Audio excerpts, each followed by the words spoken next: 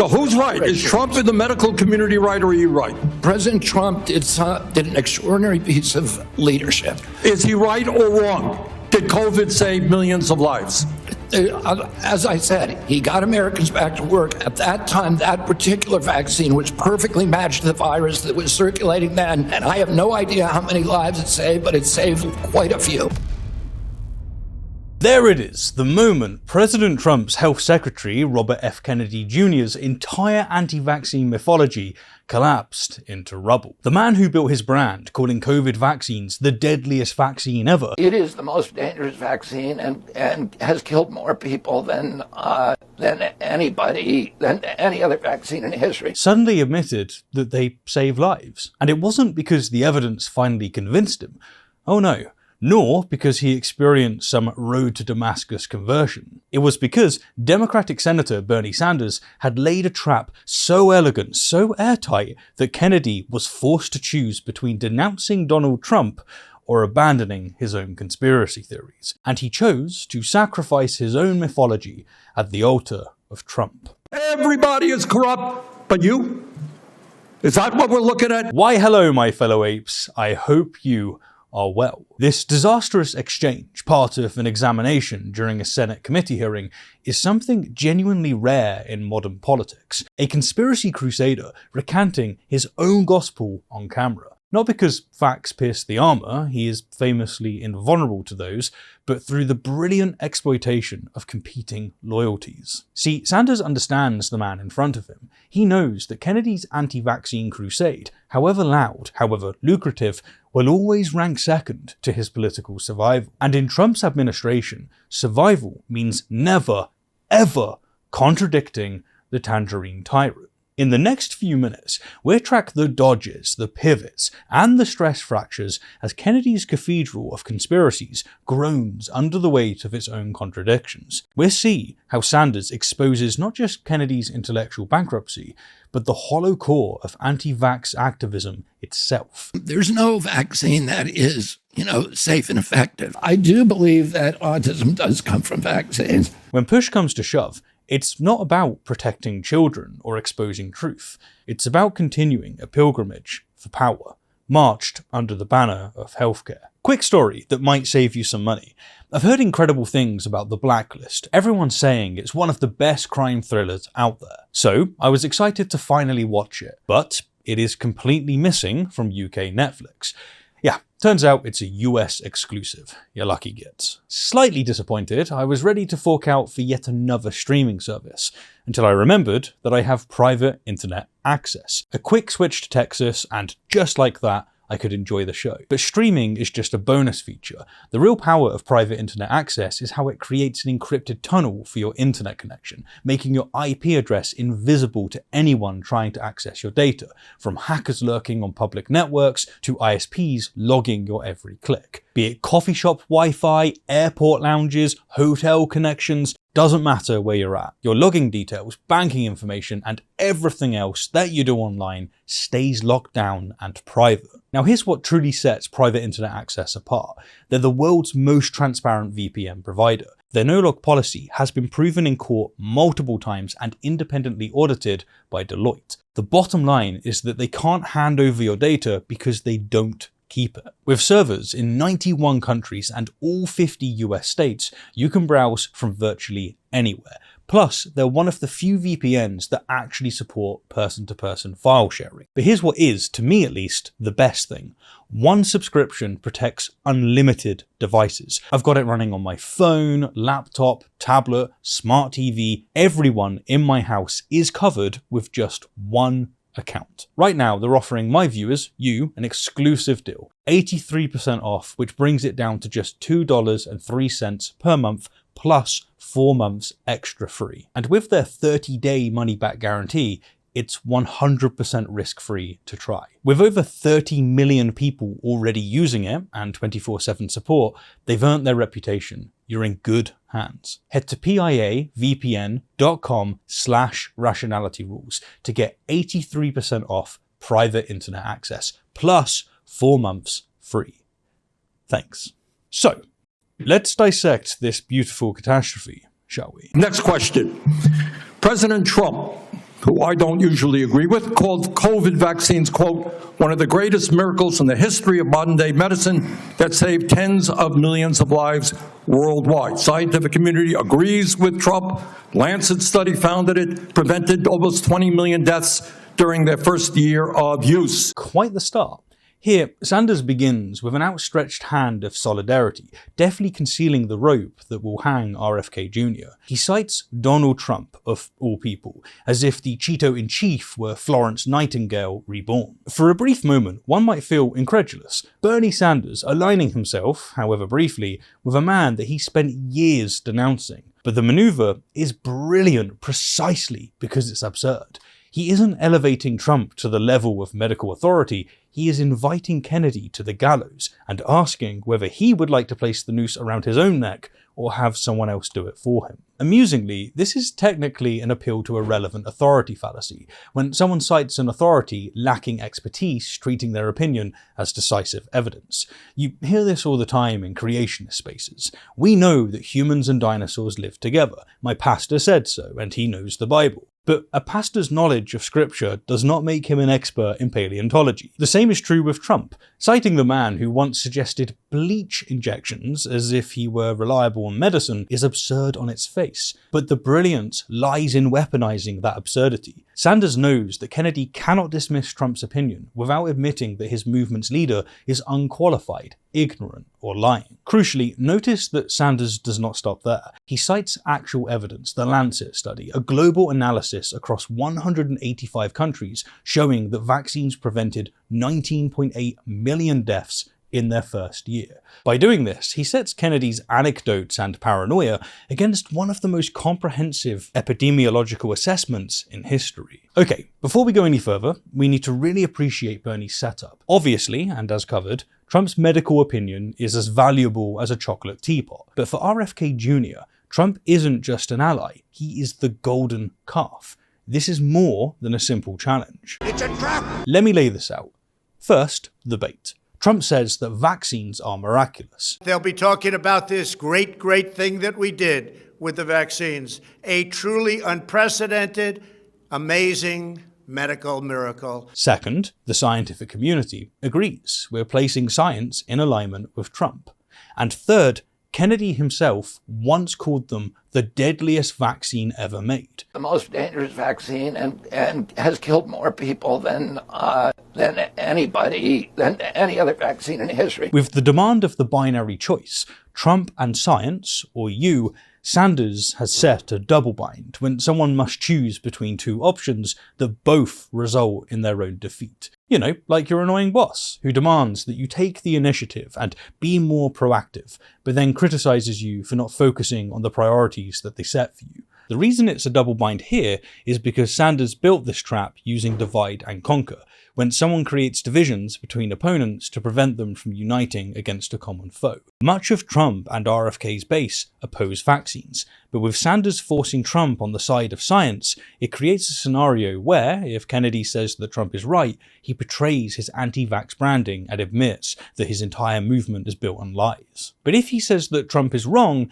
he humiliates his patron and risks political exile. It is the perfect lose-lose. Kennedy must choose which form of political suicide he prefers. Secretary Kennedy, are President Trump and the medical community right? Or do you still believe that the COVID vaccine was, quote, the deadliest vaccine ever made?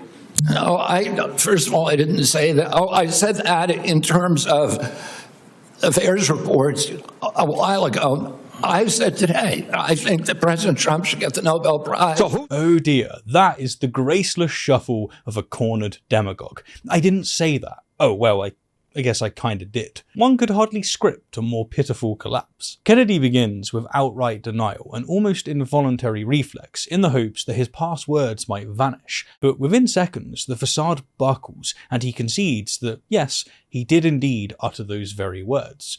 Not once, by the way, but repeatedly, year after year. I said that in terms of affairs reports a while ago. He even tries a little minimization when someone acknowledges something serious but downplays its scale, severity, or significance, as if this were just some casual, outdated remark, rather than the central position that he spent years repeating. What would your advice be to someone, to a mom of a newborn or a mom who's expecting a newborn in regards to vaccines, knowing that most traditional Western doctors do not like to entertain the idea that vaccines are not safe? I would say that we live in a democracy, and part of the responsibility of being a parent is to do your own research. It's quite sad, actually.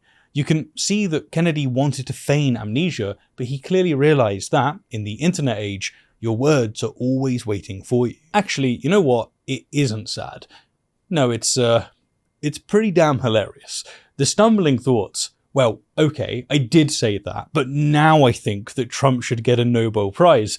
You can practically see him on his knees at Trump's feet, kissing his shoes. I think that President Trump should get the Nobel Prize. This isn't an answer. It is a performance of loyalty, a sycophantic red herring tossed out to avoid the question that he can't bear to face. This, of course, is a fallacy. When someone introduces an unrelated point to distract from the original issue, it is a staple in this administration. Think of Trump himself. When pressed on the economy, he suddenly pivots to warn of violent invasion of millions of immigrants from mental institutions. This has been a disaster for people, for the middle class, but for every class.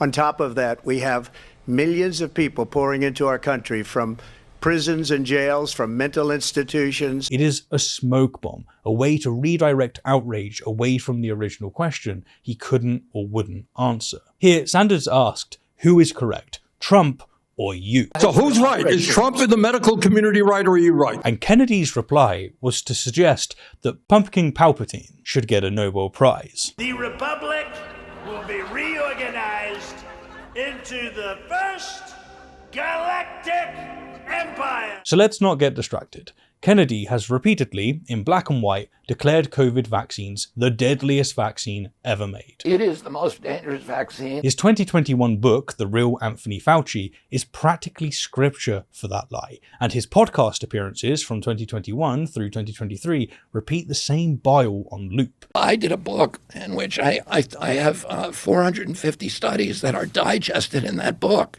that I summarize and cite, and 1,400 references. And everybody will say, oh, there's no study that shows autism and vaccines are connected. That's just crazy. His favorite distortion is VAERS, the Vaccine Adverse Event Reporting System. It is an open ledger where anyone can report anything, verified or not.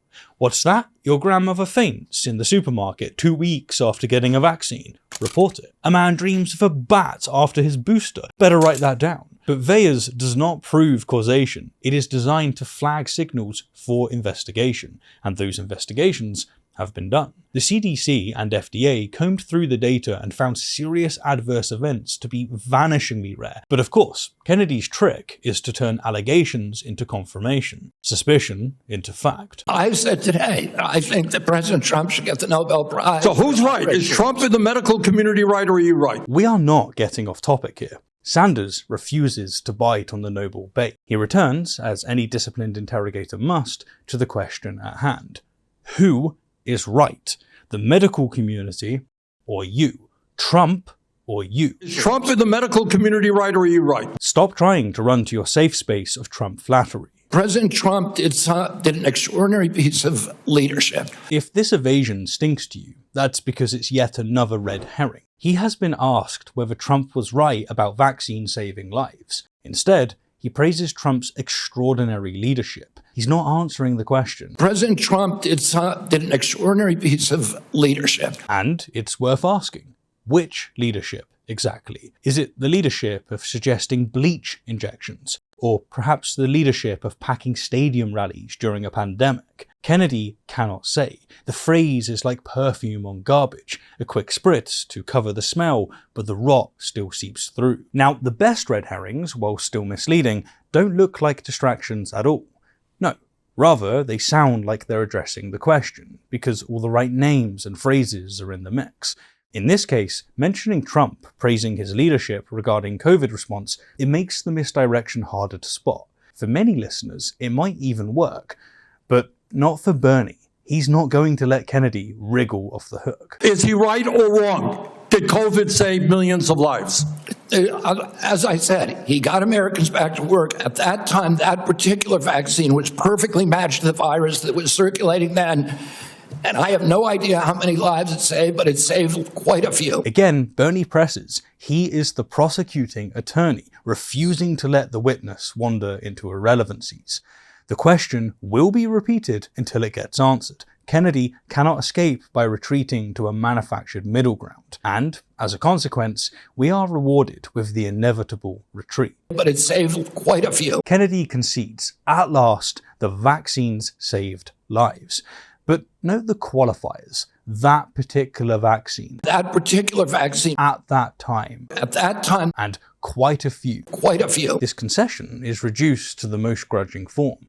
These hedges are classic goalpost moving, a fallacy where someone keeps moving the criteria so their position can't be disproven. Flat earthers, for instance, do this all the time. When presented with the 15-degree-per-hour drift on a gyroscope that proves the Earth's rotation, they pivot to something else. Well, there's no 24-hour sun at the North Pole. We see it with Kennedy here. This is a man who once declared vaccines the deadliest ever. The most dangerous vaccine and has killed more people than any other vaccine in history. But is now admitting that they saved lives. But it saved quite a few. But only that particular one, and only at that time. His claim has been reshaped from total condemnation to grudging partial acceptance, while leaving every other vaccine open for attack. But of course, reality doesn't bend so easily. Vaccines have continued to protect against severe illness and death even as new variants emerged, and updated boosters have preserved the strong protection. In fact, a 2023 Commonwealth Fund study estimated vaccines prevented over 3 million deaths and 18 million hospitalizations in the US alone through late 2022. Kennedy's supposed surrender is just camouflage for his intent to keep fighting this war.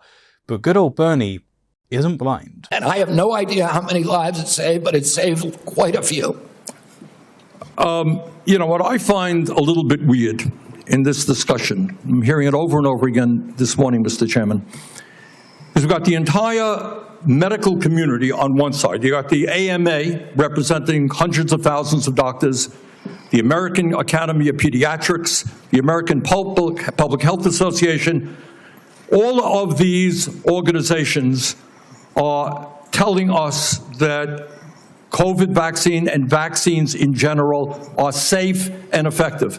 You are casting doubt on that. Who are the organizations that are agreeing with you and casting aspersions on vaccines? The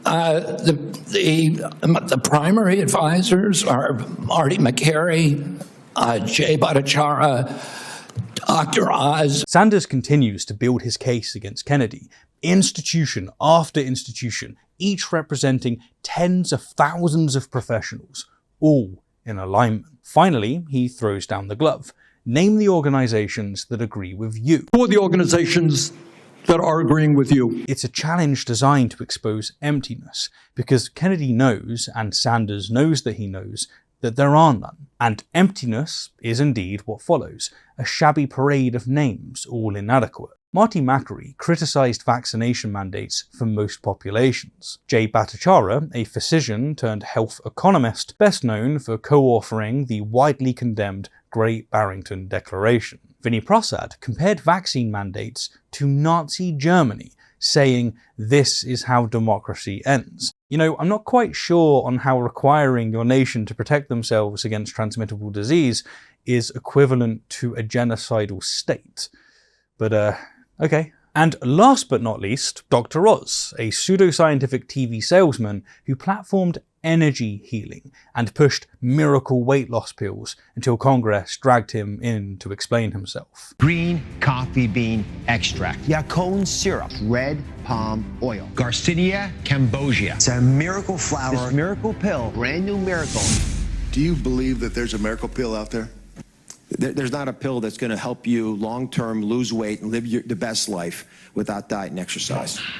You ought to be ashamed of yourself. Pitting these men against credible institutions is a prime example of the false equivalence fallacy, when someone presents two sides as equally valid when they're actually quite different. To return to the flat earth community, it's like pitting one of their YouTubers against NASA, pretending that a man with a GoPro in his backyard is on equal footing to the people who put a rover on Mars. The trick, in this case, is to pretend that a lone crank or a minor celebrity carries the same authority as an institution built on decades of research and oversight. It doesn't. For Kennedy to set Dr. Oz, the television hawker of magic beans, against the American Medical Association is an insult not just to the AMA, but to the very idea of medicine. The primary advisors are Marty McCary, Jay Bhattacharya, Dr. Oz, Vinay Prasad. So you got a few doctors who agree with you, and I'm giving you the Not name. a few doctors. What you're talking about is there's a big difference, Senator, between established science and the scientific establishment, which has been co-opted by the pharmaceutical industry. Whoops, there it is. He just can't help himself when it comes to conspiracies. Established science versus the scientific establishment. It's wordplay, the refuge of a sophist. There's a big difference, Senator, between established science and the scientific establishment. He's pretending there's some pure, incorruptible, real science floating out there that conveniently agrees with him, while the actual scientists and institutions doing the work, he insists, are hopelessly corrupted. Notice how carefully he must navigate these questions. He has to be super selective about where the corruption supposedly lies. I mean, he can't very well claim Trump is corrupted by pharma money. That would burn his political bridge. So the conspiracy must somehow stretch across every medical institution on Earth, while miraculously sparing his political allies. Hiding behind the rhetoric is a form of ad hominem fallacy, when someone attacks the person or group instead of addressing their argument. In particular, this is a circumstantial variant, where they attack the situation of the opponent rather than the person themselves. A common example that you've probably heard goes something like this. Of course he criticizes billionaires. He's a communist. Kennedy engages this when, instead of dealing with the point that these venerable institutions contradict him, he claims that they are co-opted, that their doctors are corrupted by industry money. The scientific establishment, which has been co-opted by the pharmaceutical industry. But the problem he faces is that the scientific consensus spans beyond the reach of American pharmaceutical lobbies. Cuba developed its own vaccine, free of Pfizer's touch, and still promotes vaccination. Japan, Europe, and the UK, major public health authorities around the world, all endorse vaccines. Are they co-opted too? Is that what we're meant to believe? To believe this is to believe in a global conspiracy of doctors which... Alright, never mind, it's RFK. There's a big difference, Senator, between established science and the scientific establishment, which has been co-opted by the pharmaceutical industry. So you're telling the American people that the American Medical Association, representing hundreds of thousands of people, have been co-opted and that they should not trust their doctors. And I'm the telling American Academy of Pediatrics, and by the way, just for the record, every single Republican, I don't mean to be political here, Mr. Chairman, has received PAC money from the pharmaceutical industry. Are they all corrupt as well? Bernie Sanders may be 84 years old, but damn, is he on the ball. He immediately grabs RFK's insult and delivers this excellent reductio ad absurdum, when someone takes their opponent's reasoning and stretches it out to the extremes to show that it doesn't hold up. Assume for a moment that being ignorant makes people happier. The ignorance is bliss and all that. If your opponent is arguing this point, you could point out that if this were true, then we should stop educating children to make them happier. Of course, that way lies idiocracy. Mankind became stupider at a frightening rate. Sadly, the greatest minds and resources were focused on conquering hair loss and prolonging erections. What Sanders highlights here is that Kennedy claims that pharma money corrupts medical institutions. Okay then, follow it through. If pharma money corrupts, that means that Republicans and Trump himself, all swimming in PAC cash, are also corrupt. It's a return to the divide and conquer method that Bernie used earlier. First, he split Kennedy from his anti-vax crusade by pitting him against Trump. So who's right? Is Trump in the medical community right, or are you right? Now, he splits Kennedy from his Republican allies by showing that his corruption argument, if true, condemns them all. Every single Republican, I don't mean to be political here, Mr. Chairman, has received PAC money from the pharmaceutical industry. Kennedy is trapped by his own words. So, let's see how he deals with it. Are they all corrupt as well? And I'm telling you, the American Heart Association has been co-opted by the food Everybody. Oh dear, now we're talking about hamburgers. Or maybe fish, as it's yet another red herring. And not just that, but a spectacular irrelevant conclusion fallacy, when someone avoids the issue in question, proving or addressing something else entirely. Picture the argument. Look, there's a housing crisis, costs are going up faster than wages, and the reply is, you know, immigration is a huge problem. It sounds like it's addressing the same big societal problem bucket, but it's actually dodging the housing point entirely. Sanders asks whether Republicans who take farmer money are corrupt, according to Kennedy's own reasoning. Are they all corrupt as well? And Kennedy takes a hard turn and claims that the Heart Association is corrupted by the food industry. The American Heart Association has been co-opted by the food industry. To further compound the problem, this is also a genetic fallacy,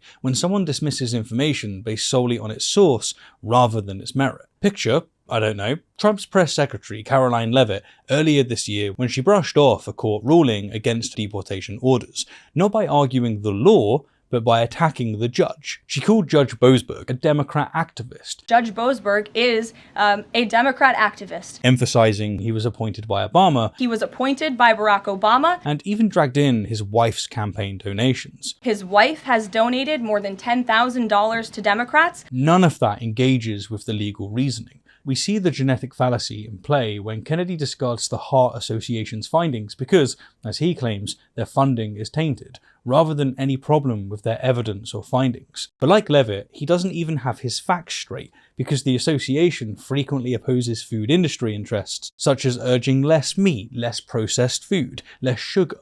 Hardly the behavior of puppets. And I'm telling you, the American Heart Association has been co-opted by the food Everybody but you, Senator. But you know what? When you ran for president, you know, we have a corrupt campaign finance system. Maybe you will agree with me on that. Okay, you were already president, you got $1.5 billion behind it. You received $300,000 from people, not from the industry, people in it, as I did, from individuals. You corrupt. President Trump got $3 million. Every Republican got corporate PAC money for the pharmaceutical industry. Democrats as well. Everybody is corrupt, but you? Is that what we're looking at? I don't think so. And I think the issue now... I mean, what can I say? This is my favorite moment of the whole exchange. Everybody is corrupt, but you? It's the distillation of Kennedy's narcissism, a man who claims to be the sole custodian of truth while the world conspires against him. Bernie spots the implicit special pleading fallacy, when someone asserts that something is an exception to a rule without justification.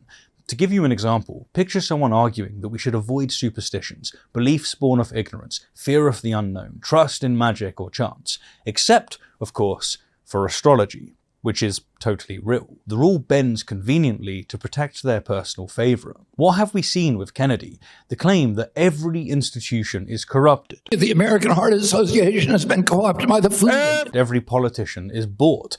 Every scientist is compromised, except, of course, himself. The scientific establishment, which has been co-opted by the pharmaceutical industry.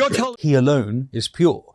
Yet campaign records show that his coffers are filled with money from Timothy Mellon, a Republican mega donor who also bankrolled Trump. The hypocrisy is total. Rules for thee, but not for me. I don't think so. And I think the issue now... I don't even know what you're talking about. Well, I think you do know what I'm talking about. I don't know what you're talking about. And we arrive at the final refuge. Feigned stupidity, repetition as stonewalling. Kennedy clings to an act of ignorance in the hope that if he says it often enough, it will harden into truth. I don't know what you're talking about. The issue is every time anyone disagrees with you... Are you saying the pharmaceutical industry was supporting my presidential campaign? Everybody, welcome the straw man. Almost every word out of Kennedy's mouth carries a new fallacy, and this time it's the one where someone misrepresents or oversimplifies another person's argument to make it easier to attack. Let's stick with healthcare as an example. One might say, we should fund public healthcare, only to be dismissed with, oh, So you want socialism and government control of everything. The real argument is ignored because the cartoon version is easier to knock down. That's exactly what happens here. Sanders never said that Pharma funded Kennedy. Rather, he spoke of systemic influence and corruption, to which Kennedy is pleading special exemption. But Kennedy rewrites it as, are you saying that they supported my presidential campaign? Are you saying the pharmaceutical industry was supporting my presidential campaign? Because that, at least, he can deny. No, I'm not saying that. I'm saying that the pharmaceutical industry is a greedy institution which is charging us the highest prices in the world. They are pervasive. But to suggest that every institution, the AMA, the pediatrics people, is corrupt because they disagree with you is an insult to the American people. And with that, Sanders plants a flag of honesty, and its very presence singes Kennedy. Here's the truth. You can call out Big Pharma's greed and still acknowledge that vaccines save lives. They're not mutually exclusive. People disagree with me all the time. I have arguments in my agency, heated arguments every day with Jay Bhattacharya, with Marty McCary, with Dr. Oz. You know, I'm starting to think that Kennedy really does love fishing, because here comes yet another red herring. Sanders calls him out for insulting the American people by declaring entire medical associations corrupt simply because they disagree with him. Every institution, the AMA, the pediatrics people, is corrupt because they disagree with you. And how does Kennedy respond? By talking about arguments he's had with Dr. Oz and a couple of Fringe allies. Heated arguments every day with Jay Bhattacharya, with Marty McCary, with Dr. Oz. An irrelevant anecdote that dodges the actual point. And let's not let him get away with this fake reasonableness, pretending openness to debate with people disagree with me all the time, while in the same breath waving off the entire medical establishment as corrupt. This is grade A bullshit. This also circles us back to our earlier false equivalence.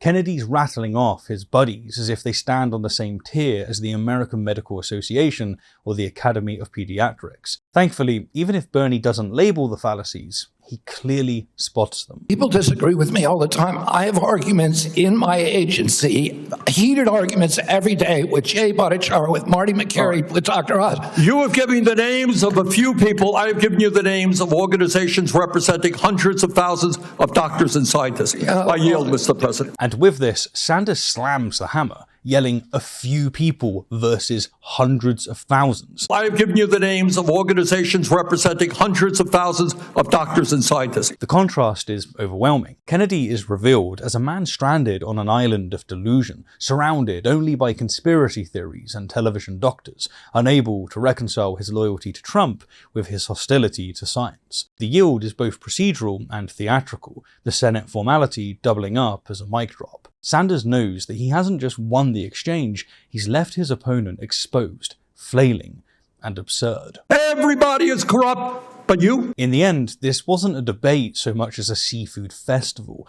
Buckets of red herrings and a roasted conspiracy theorist. Every fish in the market was on display, slippery, shiny, and flopping. But Bernie Sanders came with receipts. What Trump had said, what the medical community had said, and, most damning of all, what Robert F. Kennedy Jr. himself had said. So who's right? Is Trump in the medical community right, or are you right? And under that weight, the fantasy collapsed. The man who once swore COVID vaccines were the deadliest ever made was forced to admit they saved lives because he couldn't bring himself to contradict his political idol. There's no vaccine that is, safe and effective. At that time, that particular vaccine was perfectly matched to the virus that was circulating then. The most dangerous vaccine and has killed more people than any other vaccine in history. And I have no idea how many lives it saved, but it saved quite a few. This is what this administration has always been about. Not health, not children, not truth, just loyalty or exile. Power at any cost, even if you have to climb over corpses to keep your seat at the table. Anyhow, thank you kindly for the view, and a special thank you to everyone who supports the channel, including today's sponsor, Private Internet Access. Click the link below or scan the QR code on screen to grab one of the best VPN deals out there. Thanks.